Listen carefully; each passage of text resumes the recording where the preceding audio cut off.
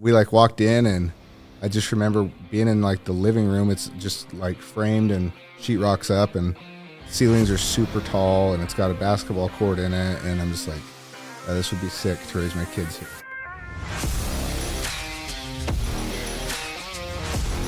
What's up, everybody? Welcome back to the Real Estate Investing School podcast. I'm your host, Brody Fawcett, and today we have a real deal episode.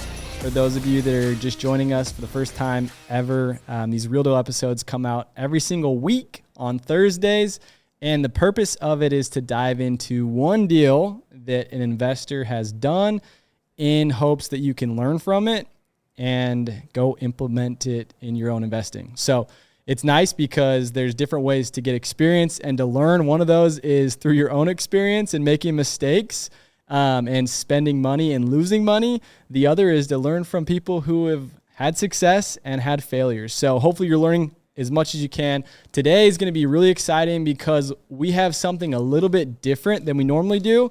We're still going to talk about a deal, but I have with me Zack Memmott in person. What's up, Zack? What's up, dude?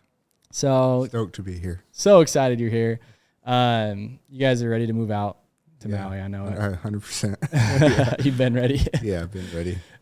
Which is fun too, because we've actually jammed on different, like, what's a good property to buy and what do you look for, and it's been fun. But dude, so we're gonna dive into a legit deal for you guys that are watching it on YouTube.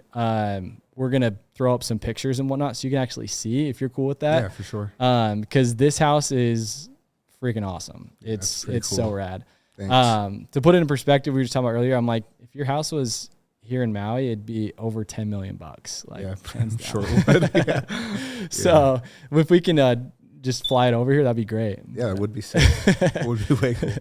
But quick overview, and we'll dive into this thing. So this is like, I don't want to say your dream home, but like up until this point, this is your dream home. So this is a little bit different. Usually we talk about, these investment properties and what they're cash flowing, different things like that. But specifically, I asked if we could talk about this one because I kind of was watching it from the sidelines, from the standpoint of it came up, how are we going to do this thing? Can we do this thing? What does that look like? To now, like, all the way through fruition where you guys are living there, loving it, right, enjoying it. So I think it'd be good just because I saw that process, and it was so cool watching you go through, like, just the mindset of it, of one, figuring out a way to go get it done. And I think a lot of people could learn from that, whether it's like their dream house or just an investment that they don't think they can go take down. Right. And a lot of that's probably mindset related. But as we kind of dive into it, usually we start with how you found it. And so maybe let's just start there. Yeah. So we were looking, well, for probably like 2 years to get out of the home we were in. It's the one that we had bought right after we got married. And and you were house hacking this, right? Isn't there an apartment there? When I was selling in Seattle, and Shay would fly home, and she's like, I found one. I'm like, cool, I don't care. Like, if it fits in what we can afford, go ahead. I'm working, focused. And there was a basement apartment, so we've rented that out since we lived there, which left like $300 remaining for the mortgage, and then they would split utilities with us. So it was really cheap. We lived in it for a long time. And I just got to the point where I was like, man, nothing in my life has changed drastically. Mm-hmm. My income had, like, drastically changed, but driving the same vehicles, like living in the same house, I was like, we should shake it up. I want to get out of here. Like, just have some fun. Let's move into something a little more fun. And it's, I don't know. Which I think is important for people to know. Like, you're not the monetary guy. Like, you're like, hey, I'll live in a shack. I'll drive whatever. Like, it doesn't matter. Like with what you said with your wife, like if you like it, you like that's how you are. You just don't really care a lot about material things. No, I really enjoy them, but like they don't mean a lot to me. Yeah. Other than they're enjoyable. Totally. Well, and I think that enjoyment, at least like since I've known you, like I've watched that kind of switch, which has been so fun for me to kind of see where you're like, I'm enjoying this thing and I've worked hard and like I'm celebrating. And I think you were holding back from that for so long, and it's cool to see. Yeah, I don't know why I was, but at the time I was just like, let's shake things up, get out of here. So we started looking, and I was very specific on where I wanted to live. I wanted to live like on the east bench of Ogden or in South Ogden, only between like this address and this one. And so that put us in a specific type of home because they're all right there. Yeah. And we had found one that was like 1.5, like 9,200 square feet on 2 acres. It was sick. It was older. It had like marble floors and just like some crazy things. But I was like, this house is really underpriced for what it is. And the basement's unfinished and I can finish it and make some money and we could get out of here in a couple of years and do something fun with it. But we offered them like 1.7 and they're like, no, we have a cash buyer out of California. All right, whatever. They come back to us like 6 months later. Like, hey, the cash fell through. Do you want this house? And I was like, no. Like mentally, I've just moved on, not really thinking about it anymore. And we had looked for so long and found so little that I wanted to like live in. And I was like, if I'm going to spend the money, I'm going to get what I want. Like if I'm going to go from this situation that cost me almost nothing to a situation that cost me a lot, it's only going to be for something that I want. Yeah. Like, and so eventually, it was actually after our first mastermind, I was like, I just got to make it happen, figure something out and get into this other situation. So I expanded like the range of area that I would live in. I was like, hey, let's go look at some homes. And I was like, but maybe let's look at these because home prices had changed drastically in the amount of time. Yeah. Like that home now is probably like $3 million. That one that was 1.5. Wow. And it's enormous, like 9,000 square feet. It's really sick. But at the time, homes were just cheap, like they compared to what they are. Yeah. And so we start looking again, and like anything at the $1 million mark is nothing that I want to live in. Yeah. Relative to what I'm already in. Yeah. I'm like, it's kind of the same, you know? And so we start looking and we find a couple that are like 1.3 to 1.7. I'm like, okay, I'm not spending more than 1.7. So we go find this house and it's in an area I was like the least wanted to live in because it's simply because when I drive home from the airport and drop my buddies off, I have another 30 minutes and it sucks when it's 1 a.m. Yeah. I'm just like, I don't want to do that. Okay. So it was only that. But we like walked in and I just remember being in like the living room. It's just like framed and sheetrock's up and ceilings are super tall and it's got a basketball court in it. And I'm just like, this would be sick to raise my kids here. And so we leave and I'm like, we can buy that. Like told Shay, I was like, you have my permission, like go ahead, do it. And so we start doing it. And you just want me to go to how we found it or what were you? No, you're good. It's good. Yeah. Hearing the story. I mean, I think just to kind of what I'm hearing so far, right. And just pausing, I think this is good for people to take away because normally and like we tell people just because you can doesn't mean you should. Right. And all these things where it's like, you give different advice to different people in different situations. And for most people, probably even listening to this, like, yeah, most people in general live above their means, right? The house they live in is a house that's, not that they shouldn't live in it, but like, it's probably not an investment property. They probably, are pinching pennies to get it and different things like that. Maybe not the average listener to this show, but just in general. Right. Yeah. And so usually the advice is like, hey, be careful, like go get into an investment property, go house hack, go find something where you can build some equity and move out and have it worth something. Right.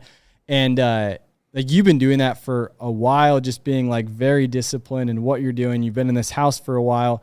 Your mortgage you're paying $300, right? And so, I think at certain times, like I said, different advice for different people. So don't take this and be like, hey, I need to go, find my Pareto Homes like dream house.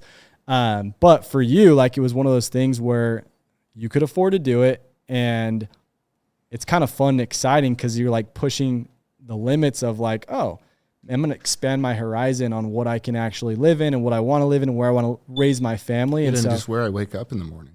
Totally. What do you mean by that? Where I go to bed.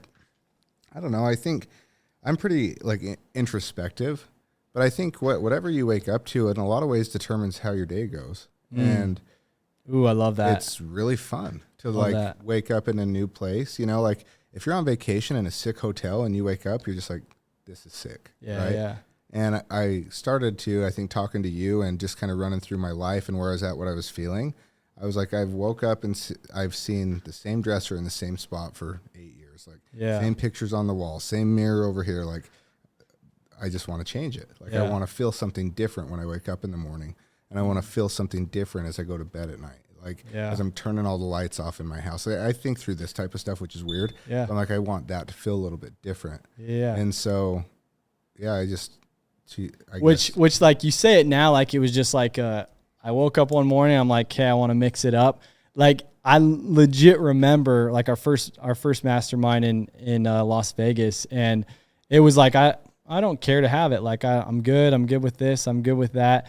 And so like, for those that are listening that are in that spot of like, hey, like I'm fine. I don't need this to be any more happy or whatever. Like you probably don't, right? To be more happy. But I love like now hearing you talk about it. Cause like it was like a process and you went through this change a little bit.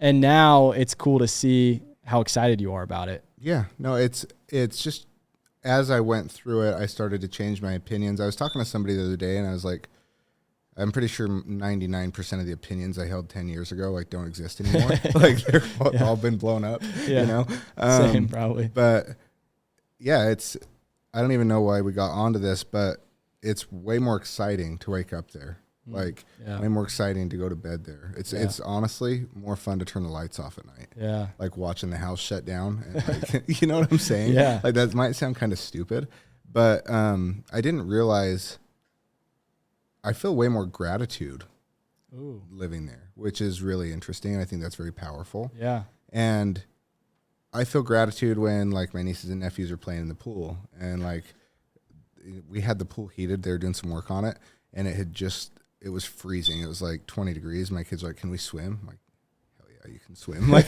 let's go get in the pool.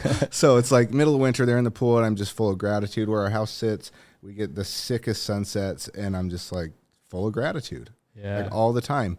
And so I didn't realize it would have that effect on me. Yeah. But I was so comfortable living in this house. And then I started to really analyze discomfort and how I perform better when I'm uncomfortable. So let me go get financially uncomfortable for a minute was kind of the thought process that I came to. But where we were living, like I'd move back there if we needed to, like, and I wouldn't even care. I'd just be fine. But I didn't realize how complacent I had become because of the environment was so familiar and it was so easy. Totally, man. Yeah, that's how it's funny. I had to go to Home Depot. This is like, I don't know, a couple years ago. And my father-in-law's truck was parked behind mine. So I'm like, oh, I'll just take his, you know, and my truck's $100,000 truck. Right.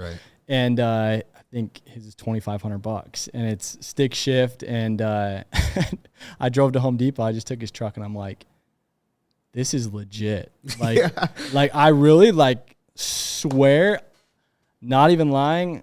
I have zero issues driving this vehicle. I can totally relate. I'm cool with it. 100%. Doesn't mean I don't like nice stuff, like you're saying. Like it's fun. It's fun to work hard for it, and I love it. Like love driving my truck. But it's like if I had to switch it, I'm cool. Yeah. So what? Right. Yeah. We just wrecked Shay's car, like totaled it. And is this when you put regular or gasoline in instead of diesel? I put gas in her diesel twice, so I'm not used to it. Brand new. Yeah, but we had just bought her that, and our house is on a hill, and it had snowed. We go around the corner, and within like 5 seconds, I was like, babe, I'm sliding, and I'm not going to be able to stop. And so by the time we hit this curb, we're probably going 65 miles an hour down this hill, and it just like busted the wheels off the car, bent the axles all up, bent the frame. And so like looking at it, you can't really tell, besides the wheels are all messed up. Yeah. But it totaled it. And so she's been driving my truck, and I asked my stepdad, I was like, hey, can I borrow one of the cars? So I'm in this like 2014 CRV. I freaking love it, dude. Like I'm happy to drive it every day. Yeah. No issues. Like I don't mind it at all. Yeah. And I don't know why that is, but I can relate to what you're saying. You know what's interesting too? Cause I mean, you and I both have a sales background, but like I remember, and maybe it has something to do with like bringing you back to those days, like because we did it when I don't want to say didn't have to do it, but really like didn't have to do it. Yeah. Now you like it just, you cherish it that much more. And I remember. Yeah, it's familiar. It is. And I remember being in Toledo, Ohio in the middle of the summer, humid, hot, and the window on the driver's side wouldn't roll down. All the other ones would roll down, but not the driver's side, and no AC, right? Nice. And there was no AC because I hit a tire that was in the middle of like the freeway, and it took out the radiator, and I literally had bungee cords holding it together, right? Yeah. And sweating, dude. Talk about like you have motivation to get out of your car because it's better weather outside than it is inside. You're not like sitting in your car and not going to work because you're so hot. And so it's just one of those things where it was like that for months because I'm like, okay, do I want to go spend, the $1,400 that it takes to fix this?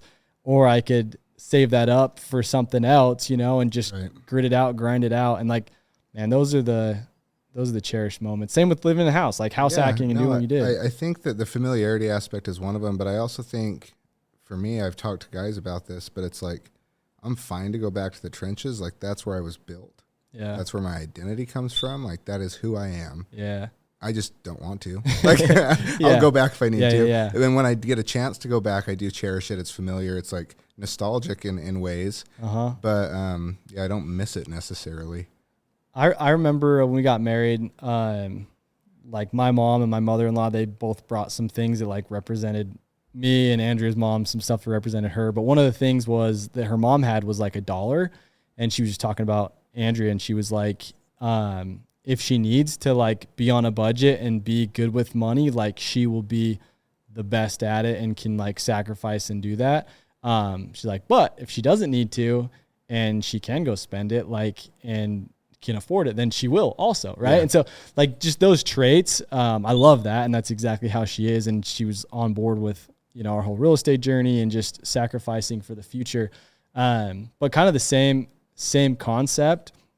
And I think that, I've said this before, but like even with, we call it our blue house, right? Cause it was this blue house that we bought, and it was like, it wasn't our first property that we bought, but, it was the first one we bought and lived in together. And it was, there's a basement unit, and we lived upstairs. Mm-hmm. And even to this day, we talk about it. We're like, we'd go back to the blue house, we bought it for $160,000. And like, even when we moved out at the time, this is probably a lot like for you in a certain aspect. But when we moved out, it wasn't because like we needed to go get a bigger and better house. And I think sometimes people see that from the outside, but it was literally like, we thought we were doing so good because the basement tenants were paying for our mortgage. And reality was us living there was costing us an opportunity of renting it out. Right. And so we're losing money. Instead, we could be getting another house that's being paid for by the people upstairs. Right. And so kind of having that realization is what made us move. But we always talk about like, dude, we could go back. Well, yeah. And that kind of ties into, if we want to get into like how the deal went on this house we bought. Yeah, that's what we're supposed to talk about, right? Get back there. This is, like I said, this episode is going to be a little bit different this time. So. So we found this house. I remember walking in, being impressed by it, saying, let's do it. And then I was like, I didn't know anything about anything. Like, cause the first house, I wasn't even there when she bought it. Like I just let her go and she did it. And I, docu-signed some stuff and it was over with. Yeah. And like when I finally saw it, we already owned it. Like I had just still been selling in Seattle at the time. Yeah. And, so I didn't know anything about real estate or investing or whatever. And really my first exposure to it was talking to you a little bit and kind of coming to realize I could leverage that house against, to get me into this other one. And so ended up working through. Maybe tell them what you did to leverage. When you say that, what did you do to leverage it? Yeah. So I'm trying to remember the whole process of what came first, but I just did a HELOC on it. So a home equity line of credit. We had bought the house for $320,000.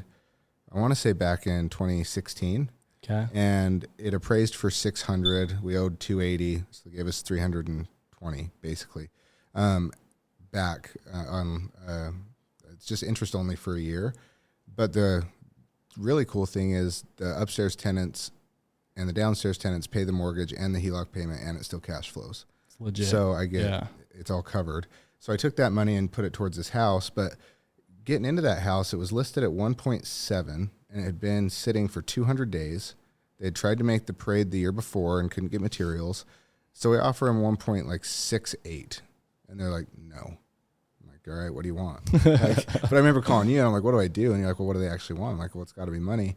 So I call them back and you're like, no, ask them what they want. So we talk to them again. Our real estate agent does. I'm like, no, we just got permission to put it in the parade this year. So we want to do that. But if we do that, we have to put the pool in, we have to put the heated driveway stuff in, we have to do this. So the price is going to change. And I'm like, okay, well, what's the new price? Like, well, 1.9. And I told Shay, like, 1.7 is where I'd go. But I two things that I will just rebel very hard against is being told no and being told I can't. Yes. I'm going to. I don't even care if I care that much, but if you tell me that, I'm going to do it. And it's this deficiency in me, I guess. But you're a rebel. Because they had challenged me on it and told me I couldn't have it.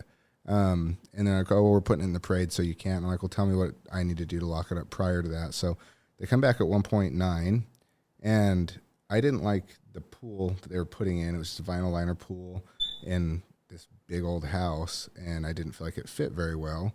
And so I was like, well, I want a gunite pool with the spa built in and this. Like, well, you can't do it. And I just thought at the time, I was like, there must be some money in the pool for the home builder. I don't know why he would care, if I do this or not. So anyways, we sign at 1.9, and then I go back to him like, hey, I'm putting this pool in, so we need to adjust the home price. And they were not happy about it. But during this process, I should probably bring this up if we're talking about what it took to get it done. My real estate agent and the builder could not get along, and the builder's wife was the real estate agent. So I just cut him out entirely, stopped using my real estate agent for anything. And then the builder had a funder that made all the decisions. So if I went to the builder, he'd have to go back to the funder and be like, well, they want to do this pool now. We have to amend this document, Yeah. And so they were ticked about me trying to change the pool because they're like, well, we're not going to make the deadline for the parade. So I find a pool contractor that's like, I will absolutely make that deadline. Yeah. I'll put everything on hold. I'll make the deadline. And he lives 4 blocks from me, and he's big in Northern Utah for pools. So they bring the guy that has the money down to talk with us. And he walks up to me and goes, I'm Eric Stevenson. My name's the one that's on this house. I'm like, what's that, man? Mine's the one replacing yours. Nice to meet you. Because he was kind of a butthead. I was like, okay. I was like, I'm the one my name's going to replace yours on this house. Nice to meet you. Let's get this stuff ironed out because I'm not really here to chit chat. I don't want to be here type of a deal. So anyways, we get the pool contractor in, and it's just constant tension because the builder and his wife the wife was panicking. We're not going to make the parade. We're not going to make the parade. She's also the interior designer on the house. Okay. So they built sense. It, interior designed it. They really wanted to put their name in the parade. And so we had to amend the price, and they're like, yeah, it's going to be 2.3 something. And I was like, well, I'm going to have to amend my taxes to do that, which might have been true. I don't know. So I can do 2.299, and that will make it so I don't have to amend my taxes, but that will make this real easy. Let's just get it done. And they're like, all right, fine, 2.299. So cool. we get it done. I only put $180,000 of my own money down on this house, but we put $500 total down because we had the money from the HELOC. Got the pool we wanted. Got all the landscaping was done. It was fully furnished. We didn't take anything besides our clothes and our cars from the old house and our pots and pans and stuff. Yeah. But it was completely done. And cool. There was a lot of resistance though for somebody that didn't know how to navigate any of it. Yeah. Yeah, dude. Well, a couple good things. We're both at one time, but a couple things I want to pull out of that just to make sure people are picking up and can apply, because the way it worked was you're kind of confused, right? Okay, you're asking this much, I'm offering you this much, and then you're saying no. And it was kind of our conversations were yeah, I said no. What's a way to get it done? How can we figure this thing out, And it was just kind of well, there's got to be a reason, right? And there's always a win-win. And that's because that was I don't know the time frame between getting a no and then figuring out a solution. But it wasn't overnight. It wasn't in a week. It was probably 3 weeks. Yeah. So it took some time, right? Because we were here in Maui when they told us no, and I was like, I was not worried about it. Yeah, you were done. Yeah. You were done. Okay, I'm going to play around, Yeah. Well, this one was cool because it was okay, well, why? Let's figure out why, right? And just like sales, how do you create a win-win scenario? And that's when you found out, okay, it was because of X, Y, Z, is because they wanted to make the parade of homes. And then it's okay, is that it? Boom. Let's figure that out. We can solve that problem. We can work with you. And I was telling Jackson this because I just got a bunch of fitness equipment. You just saw it in my garage, just about half of it. But the guy, it was just for sale on Facebook, and I messaged him 4 months ago when he was selling it. It was listed a lot higher than what I got it for. And just seeing how flexible he was on price, I was kind of putting together my gym. And he wasn't really willing to budge much. And then he reaches out to me, last week and was like, hey, you still interested in this? Like, I'm ready to get rid of it. And he's like, well, would you pay for it? I'm like, well, my gym's kind of built out now, but I'll give you this for it. And he's like, all right, done. And I'm like, I told him, like, I'll give you this for it. But like, honestly, I don't have space for all of it yet. I want to build like a detached garage and have more of a gym space, but I'm like, it's going to take me a minute before that's built. And he's like, okay. He's like, I'll take what you can fit and what you want. And he's like, I have an extra garage at my house. I'll store everything for you. It's awesome. And so later I found out like he sold a company that he started for, $100+ million. And just like that, not saying you can only be a problem solver if you're an entrepreneur, but like he was willing to solve the problem. Right. It was like, hey, like here's the issue. I don't have space for it. So if I buy it, I have to go pay for storage somewhere. And he's like, let's figure out a solution. And I feel like some people are just like, no, that's not what it's for. It doesn't work. And so I think if there's anything to pull out of this, everything you've went through and talked about and touched on, even though we've dove deep and gone about this different, I think people are going to love this just from the mindset component of it. Sure. But it's just like you said, if someone says no, which is what happened, it's like, wait, why? And that's all, dude. That is all real estate investing is figuring out, hey, how can I create a win-win? Right? Has to be a win for me because I'm investing in this and I'm buying it, right? But I also realize it has to be a win for you because you're the one that's selling the property. So let's figure out a way where we can create that. If it's a win-lose or a lose-win, it doesn't work, right? Real estate does not work. Right. And so many times it's just a matter of asking the right questions, right? Not walking away from the deal, but like, okay, well, what would it look like? Why won't this work? Or hypothetically, if it were to work. In a lot of instances in life, like no doesn't necessarily mean that. It just means like not that way or not right now or not in this whatever. Yes. And especially with lending. Well, and I was going to ask you this, like who has a tighter box? Is it the seller or the buyer? Because I would feel like the buyer probably has harder lines that they have to stay in. Yeah. And so I would just, if I could go back and do it again, I would have pushed the seller on where they could go harder. Yeah. Like what else can you do? Or how can this work or whatever? Because I think in a lot of cases, if someone's trying to sell something, they need it to go. Yeah. I think it depends on the market too. A lot of times, right? Supply and demand. And it's like, that's why I say a buyer's market or a seller's market. And so I think a lot of it depends on how much demand there is and how flexible people are willing to get. But overall, dude, like that's why there's always a win, right? It's like, okay, you need X amount of dollars for your house. I'm looking at cash on cash return, right? So more important than the purchase price to me is my down payment. So I can pay you more than X amount of dollars that you want for your house. So you're happy. And for me, instead of putting a traditional 20% down, you're going to carry X amount of dollars of it. Or right. It's just like, there's so many ways to make it work. And so, love we were able to dive into that one, man. And anything kind of in closing, we'll wrap this thing up that you want to leave us with? No, I would just say go for it. Like I think I put myself in a box that I wasn't even aware that I had put myself in. I was just like living very comfortably. And I think if you're willing to get uncomfortable, that's probably the biggest hurdle, right?